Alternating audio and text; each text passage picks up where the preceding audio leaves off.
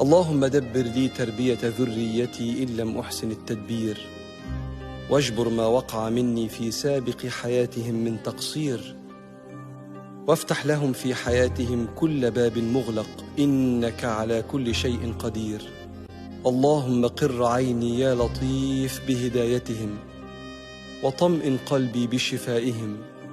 اللهم وارزقهم الصحبة الصالحة، واحفظهم من النفوس الجامحة، وافتح عليهم يا رب فتحا مبينا في العلم، وزين أخلاقهم يا ربنا بالسكينة والحلم، وأعني أن أعرفهم عليك، ولا تقبضني يا مولاي حتى أدلهم على الطريق الموصل إليك.